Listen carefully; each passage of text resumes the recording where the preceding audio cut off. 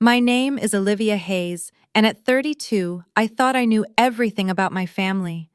My grandmother Eleanor has always been my rock, especially when my graphic design business hit rough waters this year. Our monthly family dinners at my parents' house were a tradition I cherished despite the underlying tension that seemed to follow us like a shadow. None of us could have predicted how one innocent question would rip open decades of secrets. Before I tell you how my entire family fell apart over dinner, let me know where you're watching from and subscribe to hear more stories about family secrets that can never stay buried. Growing up, I always knew Grandma Eleanor was wealthy, not just comfortable, but genuinely rich from the real estate empire my grandfather had built before his death 15 years ago. While my parents, Carol and Tom, lived a solidly middle-class life, Grandma's home was a sprawling estate in the wealthiest part of town, with manicured gardens and a staff that had been with her for decades. From my earliest memories, there was something off about how my parents interacted with Grandma. Mom would plaster on a smile that never reached her eyes, while Dad would become unusually quiet, almost submissive in her presence.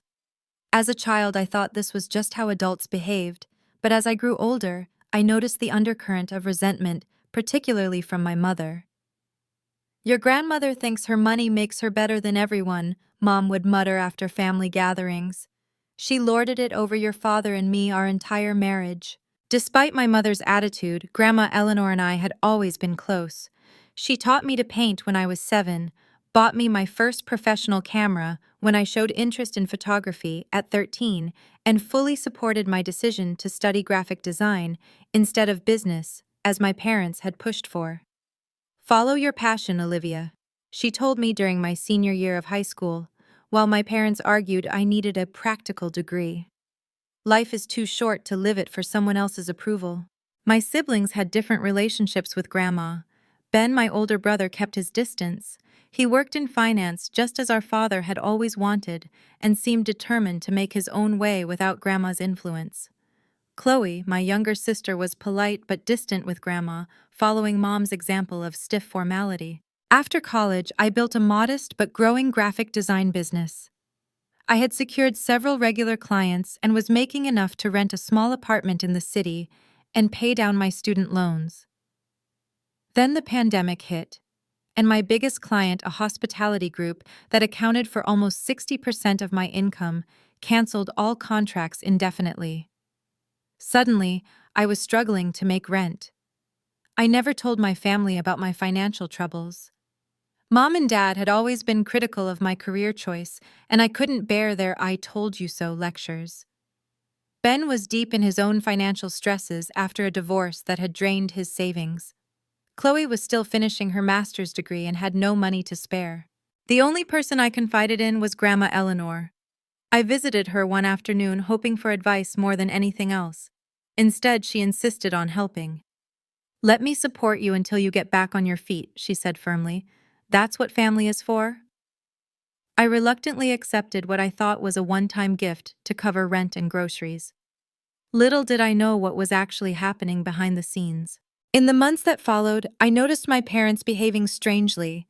Whenever Grandma called or was mentioned, Mom would suddenly find reasons to leave the room, and Dad would become intensely interested in whatever was on television. I chalked it up to their usual awkwardness around the topic of Grandma's wealth. The day of the fateful dinner arrived on a crisp autumn evening. I parked my 10-year-old Honda behind my father's shiny new SUV, which I'd been surprised to see him driving 3 months earlier.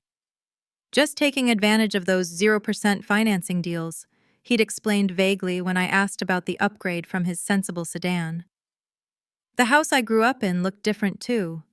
New landscaping adorned the front yard, and as I walked in, I noticed the living room had been redecorated with expensive-looking furniture. "Do you like it?" Mom asked, gesturing around proudly. We decided it was time to treat ourselves a little.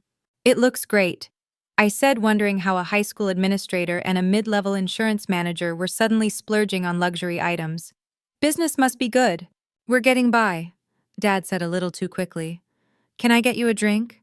As I sipped the expensive wine Dad poured, I wandered around noticing more upgrades.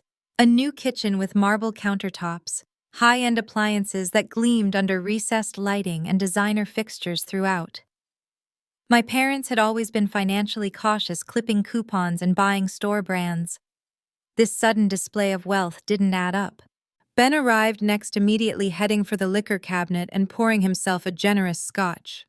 He'd been drinking more since his divorce, but tonight he seemed particularly intent on numbing himself. "Big day at work?" I asked, trying to make conversation. "Something like that," he muttered, avoiding eye contact. "Is Grandma here yet?" Chloe was the last to arrive before Grandma, rushing in with her eyes glued to her phone. She barely looked up to greet anyone, her thumbs flying over the screen with urgent energy. "Everything okay?" I asked. "Fine, just school stuff," she said dismissively, though her master's program was on break. She too seemed on edge, as if bracing for something unpleasant. The atmosphere in the house was suffocating with unspoken tension. Mom kept disappearing into the kitchen to check on dinner, though the timer hadn't gone off. Dad repeatedly straightened the already perfect place settings. Ben poured his second drink. Chloe couldn't stop checking her phone.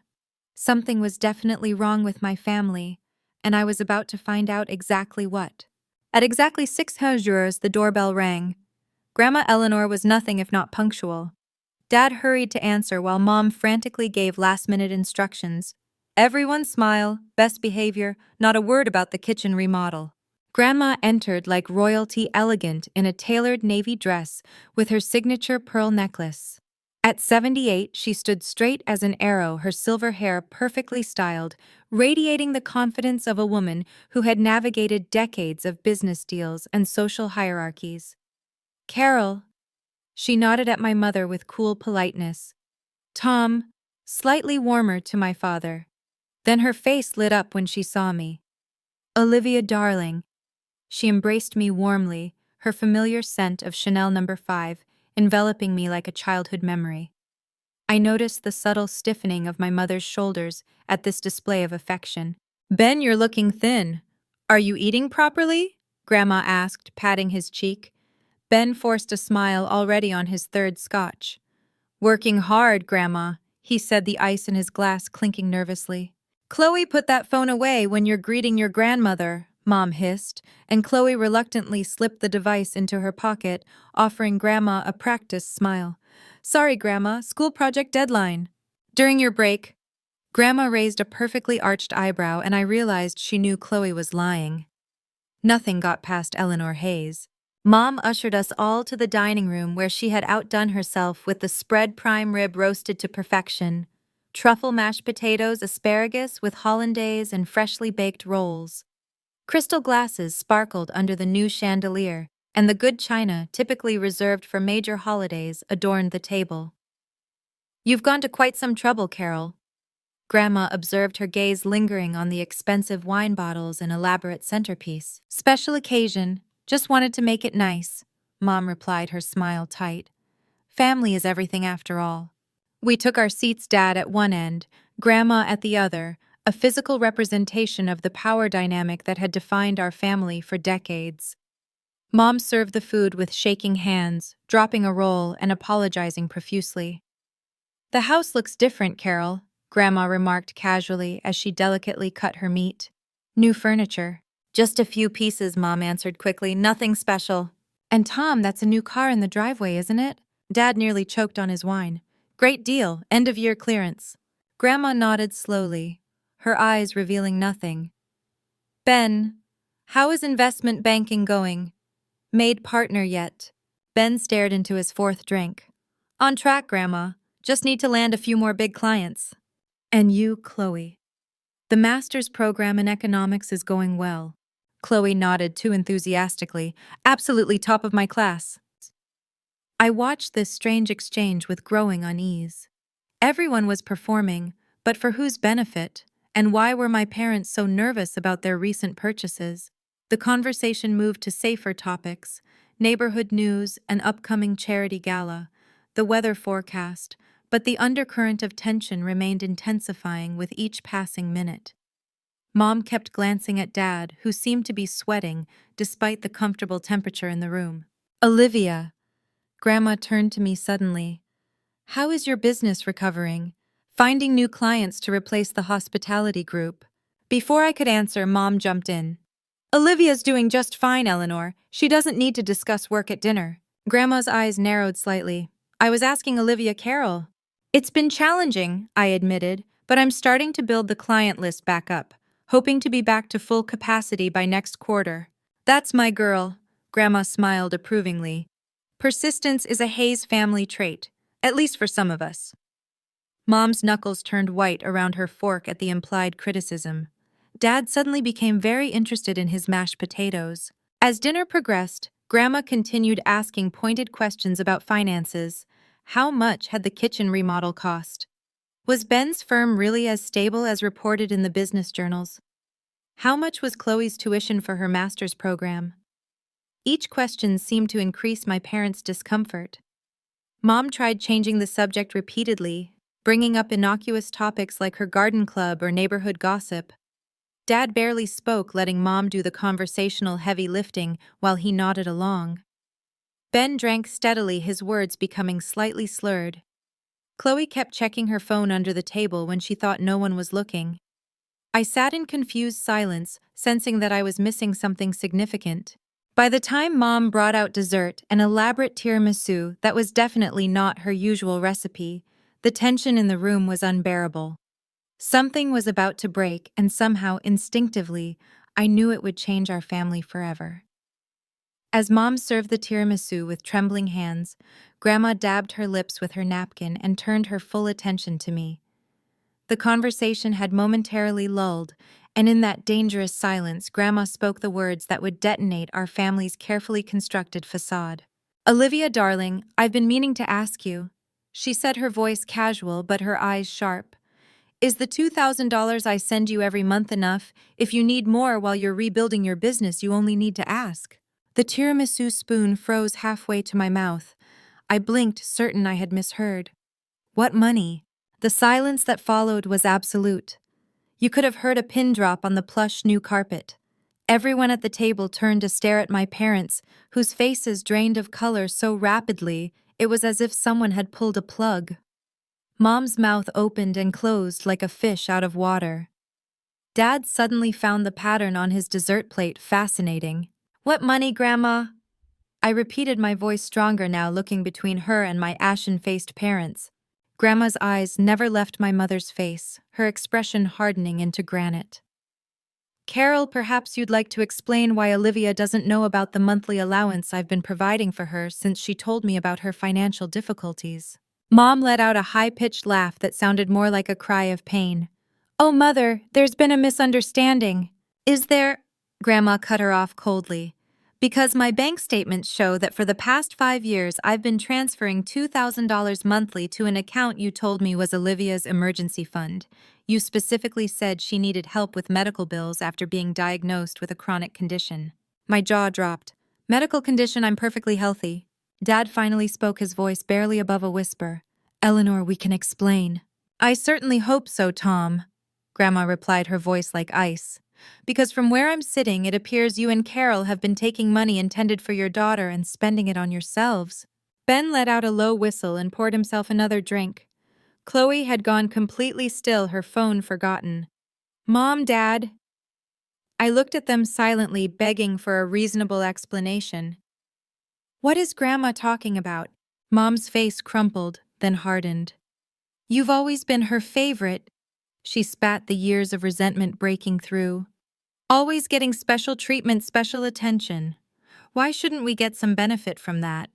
I felt like I'd been slapped. You've been stealing money meant for me, for 5 years. Dad at least had the decency to look ashamed. It wasn't stealing exactly. We're your parents. We supported you your whole life. Carol, Grandma's voice cut through the tension like a knife. How much money have you taken that was intended for Olivia? Mom lifted her chin defiantly. We deserve it. After everything we've done, raising 3 children isn't cheap, Eleanor. How much? Grandma repeated each word carved from ice. Dad sighed heavily, defeat evident in his slumped shoulders. About $120,000 over the past 5 years. The room spun around me. $120,000. Money that could have paid off my student loans. Money that could have helped me through the business downturn without taking on credit card debt. money that could have changed everything. And this past year, Grandma continued her interrogation when Olivia specifically told me she was struggling financially after losing her major client. Mom's defensive mask slipped for just a moment, revealing raw panic before she composed herself. We were going to tell her eventually. Tell me what, I demanded, my voice rising.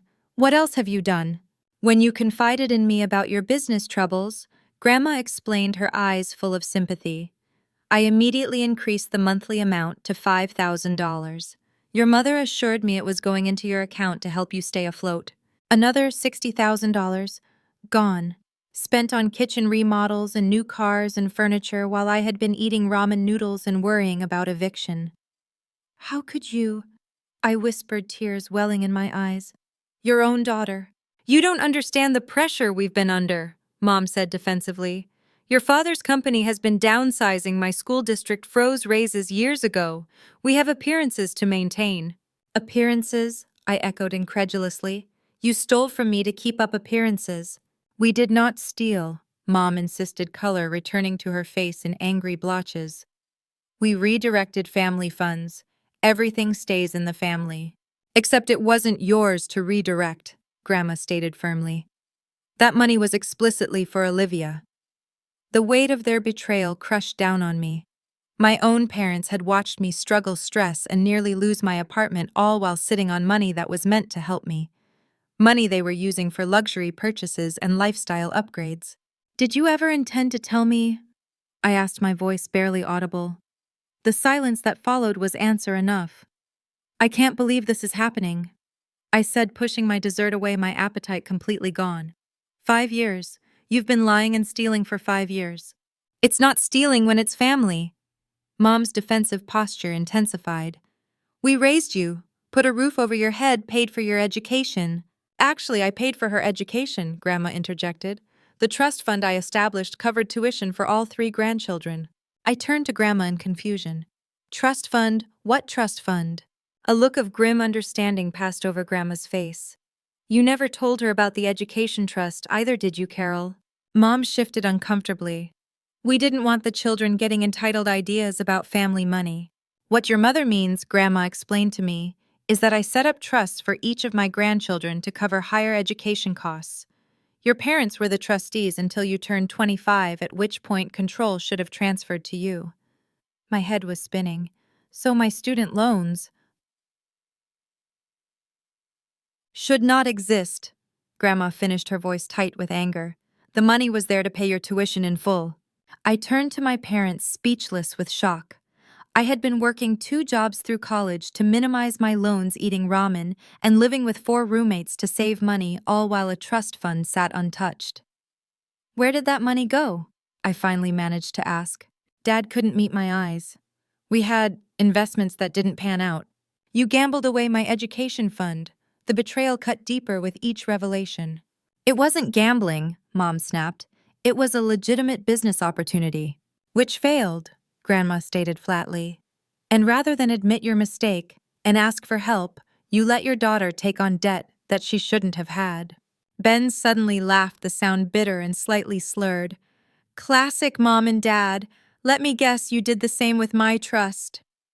The guilty look that flashed between our parents told us everything. You've got to be kidding me. Ben set his glass down hard enough that liquor sloshed over the rim. I've been killing myself at that soul-sucking job to pay off my student loans, and you had access to money specifically for my education. Ben, you don't understand, Dad began. Oh, I understand perfectly, Ben cut him off. I understand why you pushed me so hard into finance now. You needed someone in the family who could actually make money since you two are so bad with it. Chloe had gone completely pale. What about my trust? She asked quietly.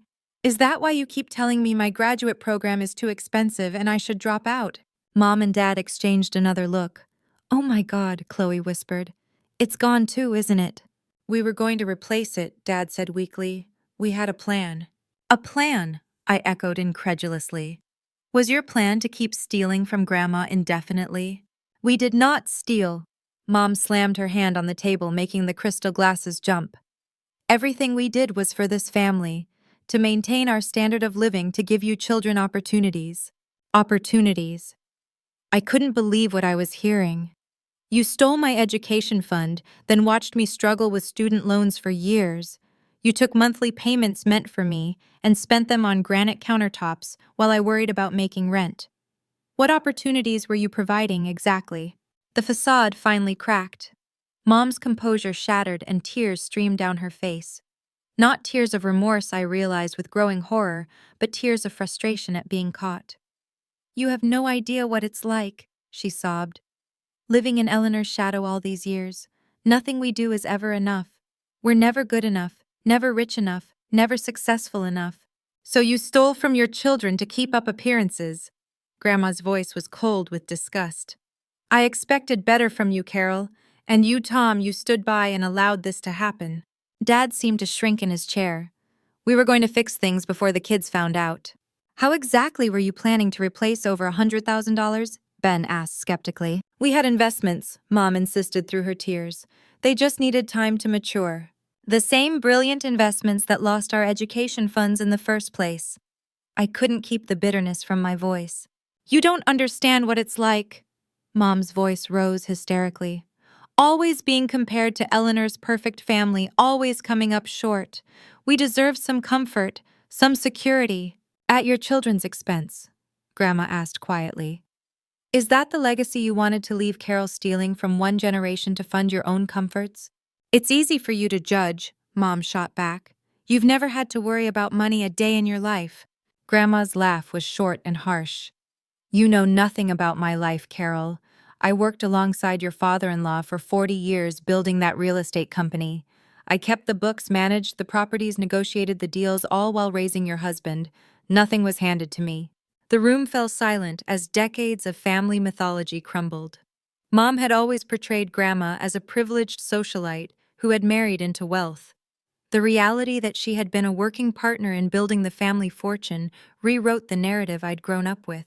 I think, Grandma said carefully, folding her napkin and placing it beside her untouched dessert, that this dinner is over. And so is my financial support of you, Carol and Tom. Mom's tear-streaked face turned desperate. Eleanor, please, you can't. I can, and I will. Grandma cut her off. You've betrayed not only me, but your own children. From this moment forward, any financial assistance I provide will go directly to my grandchildren. No exceptions, no intermediaries.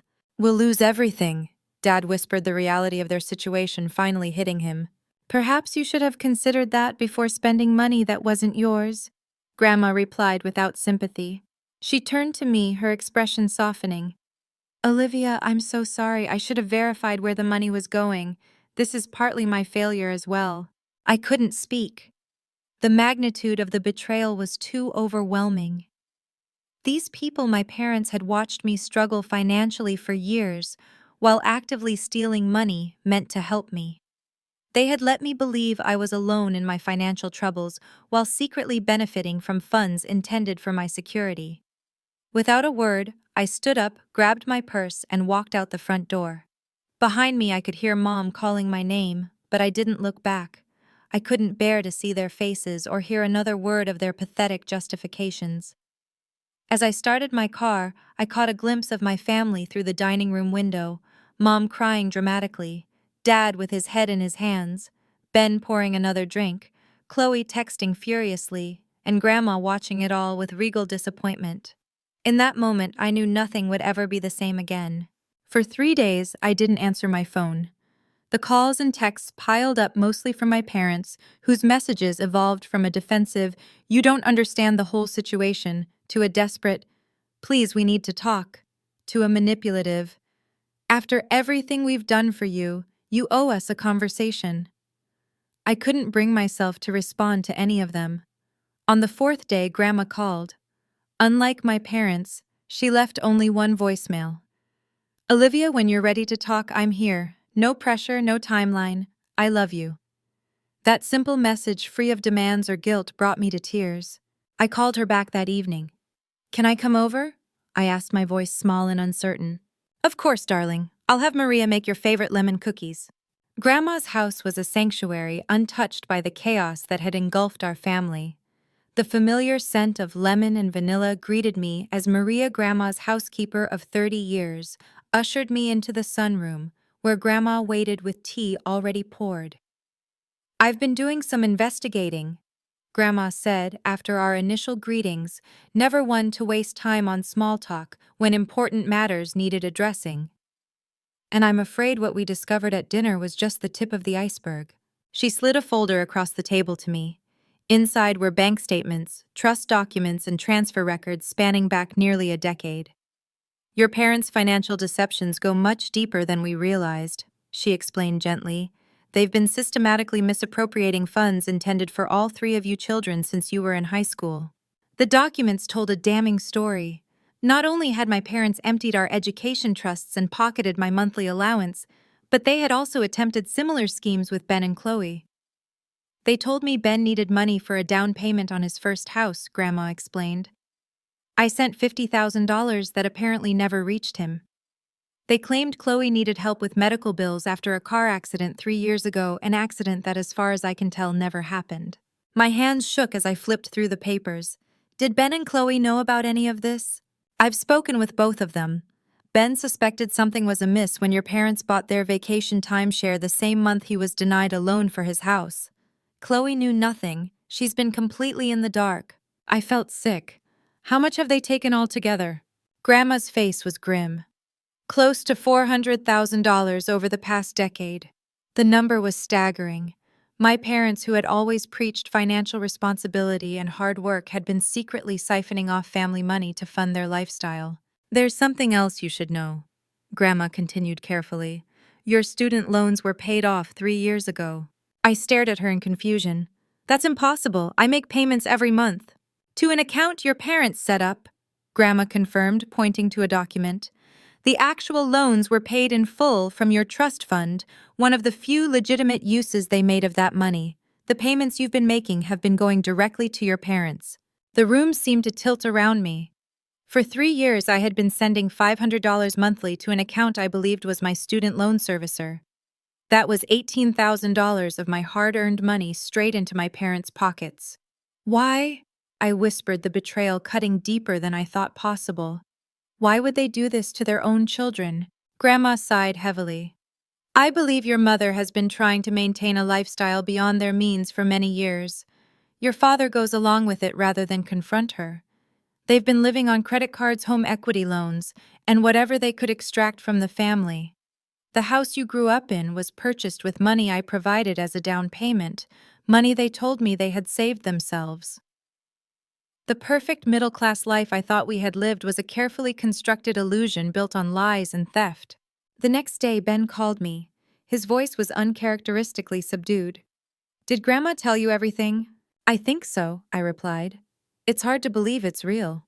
"I confronted Dad yesterday," Ben said. "He broke down completely. They're in much worse shape than even Grandma knows. Second mortgage on the house, maxed out credit cards, personal loans they can't repay. They've been robbing Peter to pay Paul for years." "And we're Peter," I said bitterly. "Exactly. I think Mom has some kind of problem. She can't stop spending and Dad enables it because he's too weak to stand up to her." Later that evening, Chloe came to my apartment, her eyes red from crying. "I caught Mom in a lie 3 years ago," she confessed, curled up on my couch with a cup of tea. "Remember when she said Grandma had sent a gift for my 25th birthday, but it got lost in the mail?" I nodded vaguely, recalling the incident. "I called Grandma to thank her anyway, and she had no idea what I was talking about. When I confronted Mom, she made me promise not to tell anyone, said it would break up the family if I made a big deal about it. I was stupid enough to believe her." "You weren't stupid," I assured her. "You trusted our mother. We all did." The more we talked, the more the pieces fell into place. Small inconsistencies over the years, expensive purchases that didn't align with their income, the constant pressure on all of us to succeed financially while they undermined our ability to do so. A week after the disastrous dinner, I finally agreed to meet my parents at their house. I needed answers, and I needed to see them face to face. They looked terrible. Mom had lost weight, her clothes hanging loosely on her frame. Dad's face was haggard with new lines etched around his mouth. "Olivia." Mom reached for me as I entered, but I stepped back. "Thank you for coming. We've been so worried." Worried about me or worried about your financial house of cards collapsing? I asked coldly. They ushered me into the living room, the room with the expensive new furniture that had been bought with money meant for me. The irony wasn't lost on any of us. We know we've made terrible mistakes. Dad began, his voice trembling. We never meant for things to go this far. How far did you think they would go? Did you have an exit strategy, or were you just planning to keep stealing indefinitely?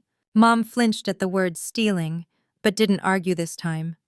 We got caught up in it, she admitted. One small deception led to another, and before we knew it, we were in too deep to find a way out. So you just kept digging the hole deeper, I said, and dragging your children down with you. Dad nodded miserably. The market crash hit my retirement fund hard, then Carol wanted to renovate the kitchen, then we needed a new car. It was always just one more thing, one more time we told ourselves we'd pay it all back eventually. With what money? I demanded. Your combined income hasn't changed significantly in years. How are you planning to replace hundreds of thousands of dollars? They exchanged a look that told me there had never been a real plan. Where did all the money go? I asked, gesturing around at the house that suddenly seemed like a movie set, a facade with nothing substantial behind it. Mom burst into tears. We're about to lose it all anyway. The bank called yesterday.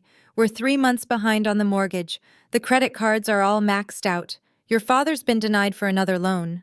You've been living completely beyond your means, I realized aloud. For years. Dad nodded defeated. We kept thinking things would turn around. A promotion, an inheritance, something. So you gambled with your children's financial security while waiting for a windfall that never came. I summarized, disgust rising in my throat. And now that Grandma has cut you off, the whole house of cards is collapsing. We're going to lose the house, Mom whispered, fresh tears tracking down her hollow cheeks. Everything we've worked for gone. I should have felt sympathy. These were my parents after all. The people who had raised me, taught me to ride a bike, nursed me through childhood illnesses. But in this moment, all I could see were two selfish, manipulative people who had betrayed not just me, but my siblings and my grandmother as well. You didn't work for any of this, I said, standing up. You stole it. From your children, from Grandma, from everyone who trusted you. Olivia, please. Dad reached for my hand. We're still your parents. We still love you. I pulled away. Love doesn't steal from people. Love doesn't watch someone struggle when you have the means to help them. Love doesn't lie for years on end. As I walked toward the door, Mom called after me. So that's it. You're just going to abandon us when we need you most. I turned back incredulous. You stole from me for years. You watched me stress about money, work multiple jobs, eat ramen for dinner, all while sitting on funds that were meant for me. And now you have the audacity to accuse me of abandoning you. The silence that followed was deafening.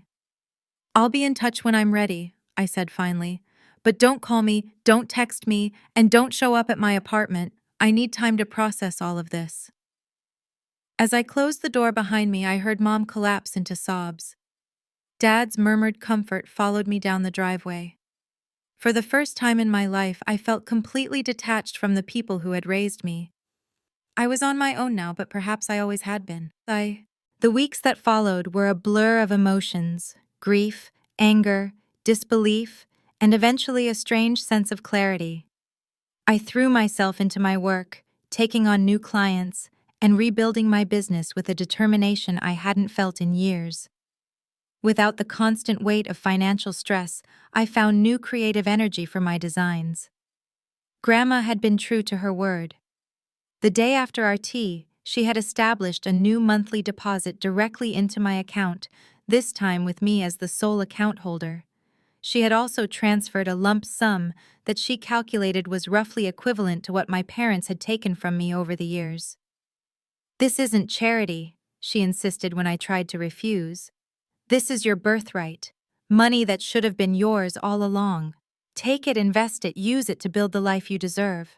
With those funds, I was able to move to a better apartment, upgrade my ancient computer and design software, and even hire a part-time assistant to help with administrative tasks. For the first time in my adult life, I wasn't living paycheck to paycheck. Ben and I grew closer during this time, bonding over our shared experience of betrayal. He had finally quit the finance job he hated and was using his portion of Grandma's restitution to start his own business consulting firm. "I never wanted to be in finance," he admitted during one of our weekly dinners. "I only did it because Dad pushed so hard and I thought it would make them proud." What a waste of 10 years. Chloe was struggling more than either of us. As the youngest, she had been the most sheltered from our parents' financial realities. The revelations hit her hardest, especially when she learned that her graduate program, which our parents had been pressuring her to quit, was fully funded by Grandma's original trust. "I almost dropped out last semester because Mom kept saying it was too expensive," she told me tearfully. "I was ready to give up my dream because they lied about money that was literally designated for my education." With Grandma's support, Chloe continued her program with renewed focus. The three of us grandchildren formed our own support system, meeting regularly without our parents' knowledge. As for Mom and Dad, their financial house of cards had indeed collapsed. 2 months after the fateful dinner, they were forced to put their house on the market. The bank had initiated foreclosure proceedings, and selling was their only option to avoid complete financial ruin. The new cars were repossessed, the timeshare was surrendered, and the credit card companies were calling daily. I didn't witness any of this firsthand. My information came through Ben, who maintained minimal contact with them. I still wasn't ready to face them. My anger was too raw, the betrayal too fresh. 3 months after the dinner, I received a letter from Mom. Not an email or text, but an actual handwritten letter on expensive stationery, probably purchased during their years of excess. "Olivia," it began, "we know we've hurt you deeply, and no apology can undo the damage we've caused. But we hope you can find it in your heart to give us a chance to explain ourselves fully." The letter went on for several pages, detailing their financial struggles, the pressure they felt to maintain appearances, and the slippery slope of their first deception that led to years of lies. It was part explanation, part justification, and held only the barest hint of genuine remorse. What struck me most was what the letter didn't contain: a clear acknowledgement of the harm they had caused, not just financially, but emotionally. There was no recognition of how they had undermined my independence, my self-confidence, my ability to build a secure future. It was still at its core about them, their struggles, their justifications, their pain. I didn't respond. A week later, I met with Grandma for our now regular Sunday brunch. She looked concerned as she studied my face. "You received Carol's letter," she stated rather than asked. I nodded. "It was disappointing." "They're still not taking full responsibility," Grandma observed, stirring her tea thoughtfully. "Carol has always struggled with that. So has Tom, in his own quiet way." "Did you know?" I asked suddenly. "All these years, did you suspect something was wrong?" Grandma sighed heavily. "I had concerns. Things didn't always add up. But I never wanted to believe they would steal from their own children. Perhaps that was my greatest failing, giving them the benefit of the doubt when the evidence suggested otherwise." "It's not your fault," I assured her. "They fooled all of us." "Nevertheless, I should have been more vigilant. I'm sorry, Olivia." Her sincere apology, something my parents had yet to offer, brought tears to my eyes. "What happens now?" I asked. "With Mom and Dad?" "They found an apartment," Grandma informed me.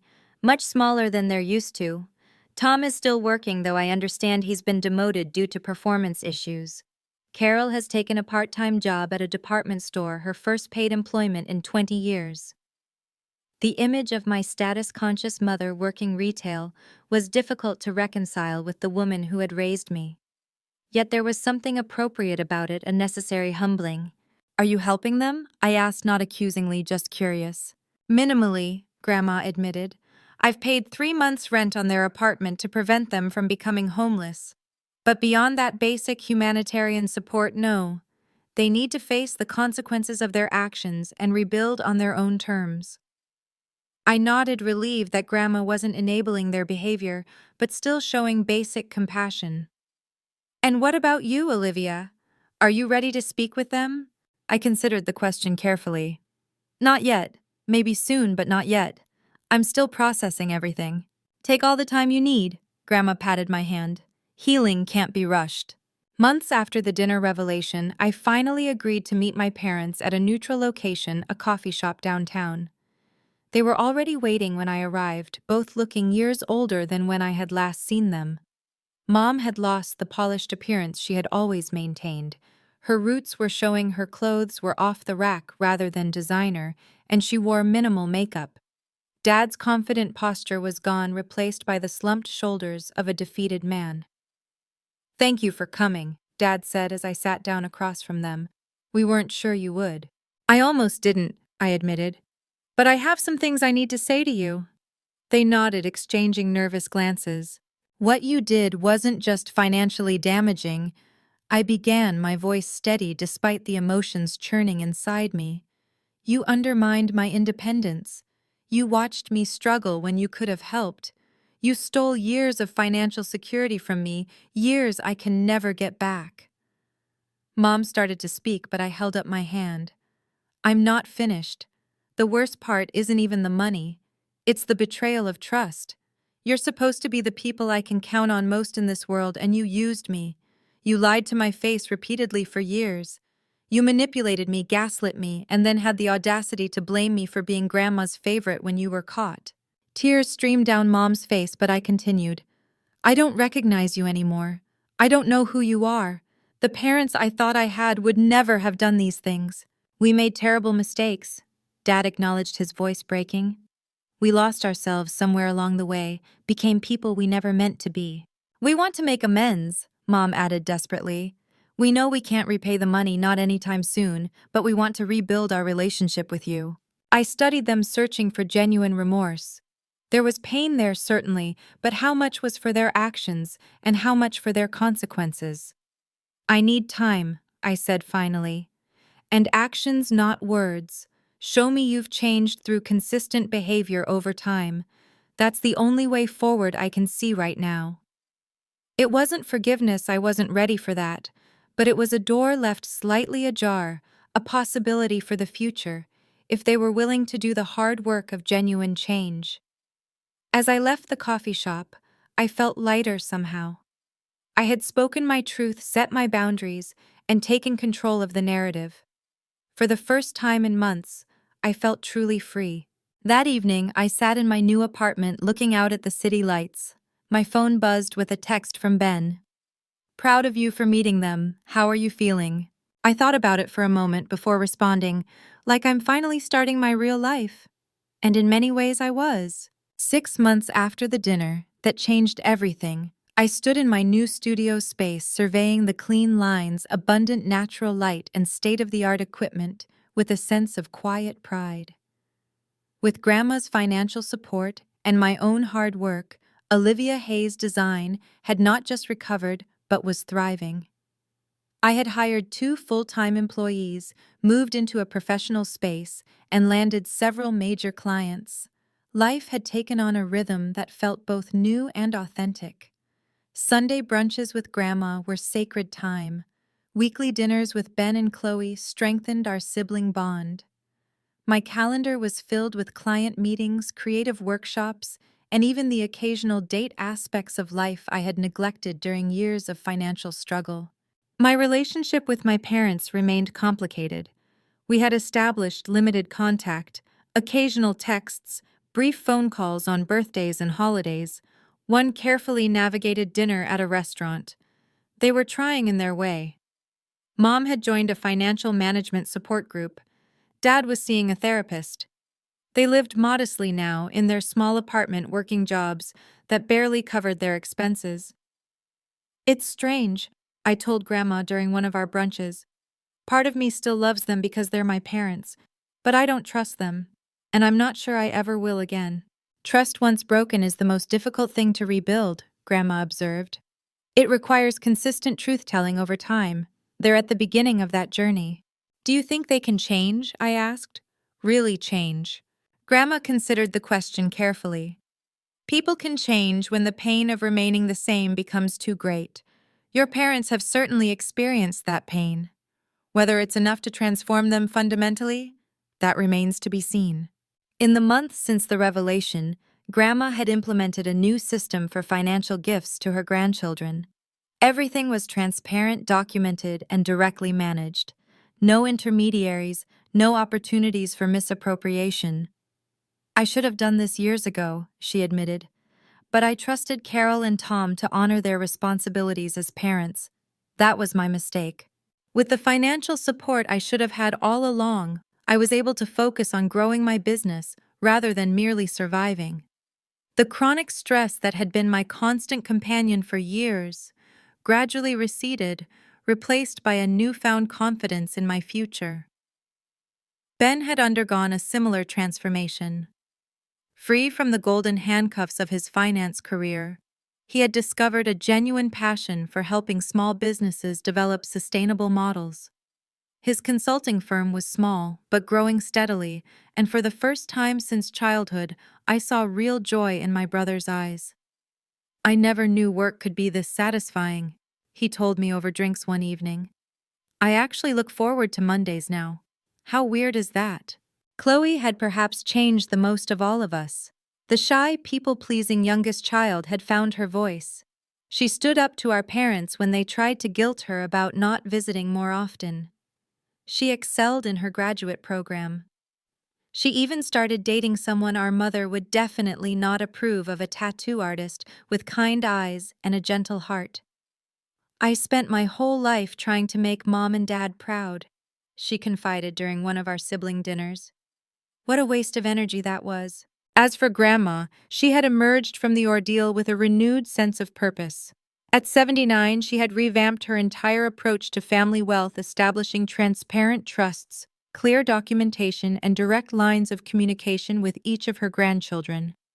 The silence around money in this family ends with my generation, she declared. Financial literacy is a gift I should have given you all much sooner. 1 year after the fateful dinner, we gathered at Grandma's house for a new tradition, a family meeting that included only the four of us, Grandma, Ben, Chloe, and me. Our parents were not invited. I've been thinking about legacy, Grandma began once we were settled in her sunroom. Not just financial legacy, but ethical legacy. What values do we want to carry forward in this family? Over several hours, we talked openly about money, trust, communication, and boundaries. We established guidelines for how we would handle family resources and relationships moving forward. We acknowledged the trauma we had experienced and committed to breaking the cycle of financial secrecy. I propose a toast, Grandma said as we finished dinner. To the Hayes family, reimagined, rebuilt, and resilient. As I raised my glass, I realized how much I had grown over the past year. The betrayal that had nearly broken me had instead forced me to examine my own values, set clear boundaries, and build a life based on truth rather than illusion. The money that had been restored to me was significant, but the self-respect I had gained was priceless. I had learned to stand firm in my worth, to require honesty from those around me, and to walk away from relationships that undermined my well-being, even when those relationships were with my own parents. I had also learned the true meaning of family, not the performative version my parents had cultivated, but the authentic support and love that Grandma modeled, and that my siblings and I were now building among ourselves. 2 years after the dinner revelation, I sat in my thriving studio reviewing designs for a major new client. My phone buzzed with a text from Mom. Thinking of you today. Hope your presentation goes well. Love, Mom. It was a small thing, remembering my important presentation, sending a simple message of support without demands or guilt, but it represented the kind of consistent, respectful communication we had established as our new normal. I texted back, "Thanks, I'll let you know how it goes." Not warm, not effusive, but honest. That was all I could offer now, and they had learned to accept it.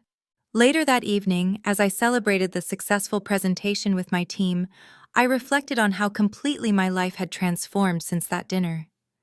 The path had been painful, but the destination was worth it. A life built on truth, surrounded by people I could trust, doing work I loved.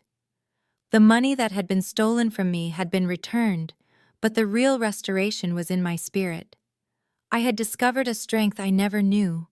I possessed a resilience that could weather even the deepest betrayal and the courage to rebuild on my own terms. That night, I called Grandma to share the news about my successful presentation. "I'm so proud of you, Olivia," she said warmly. "Not just for your professional success, but for the woman you've become." "I learned from the best," I told her sincerely. After we hung up, I stood at my apartment window looking out at the city lights. The woman who had discovered her parents' betrayal 2 years ago felt like a different person, younger, more naive, defined by financial struggle and family expectations. The woman I was now stood firmly on her own foundation, financially secure, emotionally resilient, surrounded by authentic relationships. The betrayal had nearly broken me, instead it had remade me. Here's the lesson I learned through this gut-wrenching experience. True strength isn't about avoiding betrayal. It's about how you rebuild after it happens. It's about recognizing that your worth is not defined by how others treat you, but by how you choose to treat yourself. Setting boundaries, even with the people you love most, isn't an act of cruelty. It's an act of self-preservation. It's the foundation upon which you can build a life of honesty, respect, and genuine connection. The most painful endings can sometimes be the start of your real story. Have you ever discovered a betrayal from someone you trusted completely? How did you handle it, and what did you learn from the experience? Share your stories in the comments below. And if this story resonated with you, please like, subscribe, and share it with someone who might need to hear that even the deepest betrayals can ultimately lead to growth and renewal. Thank you for listening.